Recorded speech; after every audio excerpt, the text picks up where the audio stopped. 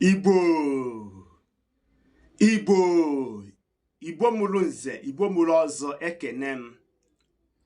Tata anyị abịakwa na nkụzi ọdịbendị, mana n'ụbọchị taa anyị ga-eneba anya maka ọdọ ọmụmụ maọbụ akwari ọmụmụ n'ala Igbo anyị, which means the goddess of fertility in Igbo land.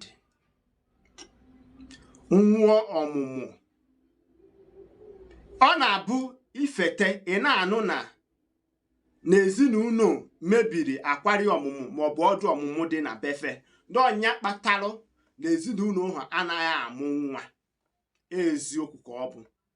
Mana tupu ma agawa n'iru ịgbatịrị gị maka ọdụ ọmụmụ, geenụ m ntị ka unu ghọta ife na-eme tupu ehiwe ọdọ ọmụmụ na ngwuru ọbụla. Ọ bụrụ na ngwuru ahụ kpara alụ maọbụ mee ife ana na-asọ nsọ maọbụ ife ekwesịghị ime, dịka ọ bụrụ na ha gburu mmadụ maọbụ ha kpochapụrụ ezinụlọ mmadụ, ndị bi n'ezinụlọ tupu ha na-aga ive aṅụ, ha wee kwuesi wee bụa ndị niile kpara alụ ahụ. Ọnya bụ nne ọtụtụ ngwuru ọbụla n'ezinụlọ gị efu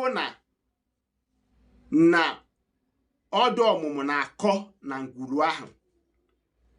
Ọ bụrụ na ya bụ ife eme, ndị kanọnụ jeme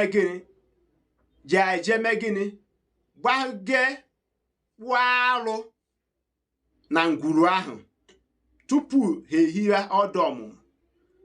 Ndị na-akpụ arụ anyị ma n'ala Igbo bụ ndị nli, mana ịbịa na ndị ihe ha agbago anakana dị iche iche, mana ndị nli bụ ndị na-akpụ arụ n'ala Igbo.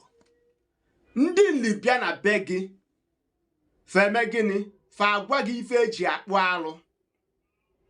Ọ bụrụ na iwekọtacha anya bụ ife akpụ arụ gị arụ, kpụchapụrụ gị arụ hụ, ha kpụchapụchara gị arụ hụ, o nwere ndị ọ bụ oke na ọrụ dịrị fa idozi akwari ọmụmụ na ngwuru ahụ.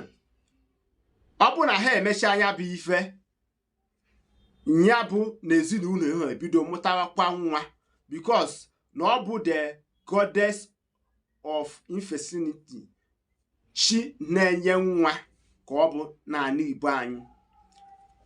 Ọ bụrụ na ị na-eje ụka, i wee fụ akwari ọmụmụ dị na ngwuru gị nke ndị nna gị fanwa dobelu, biko eji nchi were ayọ, emebikwala ya bụ ife. Ejide na ị na-eje ụka, maka na ọtụtụ imenime ndị be anyị ejide na ha na-eje ụka mebisie ihe ndị nna fa dobere na ngwuru ha ji wee dị ebube. Ọnya bụ ha mechaa anya bụ ife, ndị eniere fushọ ya bụ ife ebido nyewe nsogbu. Chekie ngwuru gị ndị mebiri ife nna ha ji wee dị ebube. Amụrụ gị n'ezinụlọ ohi tonite fụ ya bụ ife. Ya bụ ife anaghị enye gị nsogbu. Ọ bụgo na ọ na-enye nsogbu, ịjụ ese agwa gị ife ị ga-eme ka i wee nwee ike imedo ya bụ ife, kata ma iji eje mebisiwe ya bụ ife. Nke ịbụ adị n'ime ya bụ na akwari ọmụmụ ọbụla edowe n'ezinụlọ, ọ na-adịkwa ọkpụtọrọkpụ.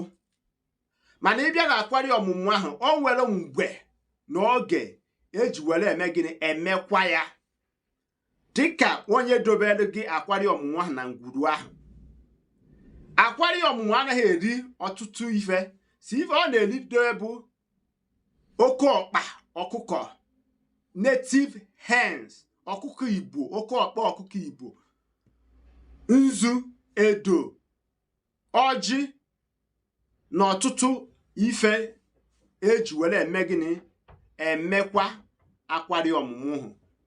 Ịfụ na ngwuru ahụ na-aga n'iru n'ọmụmụ na akụ na ụba na ife enwe na-adị na ngwuru ahụ. Ụmụnne m, ama na nkụzi a na o kwere gị nghọta ife gbasara akwari ọmụmụ maọbụ ọdụ ọmụmụ n'ala Igbo. Remember that ọdọmụ bụ the goddess of fertility. Ụmụnne m, ọgwụsịa ka ọha n'onu. Onye gị na ya na-akpali obu bụ Maazi-UC. Sonyere m, gbasara m ozi a, gwa m ebumnobi gị. Gaa tinye m aka na my YouTube page, subscribe ma on your link notification bell. Oge ọbụla m wejere ife ozi ka ije gere ya. Igbo mụrụ nze, Igbo mụrụ ọzọ. Ndewonu.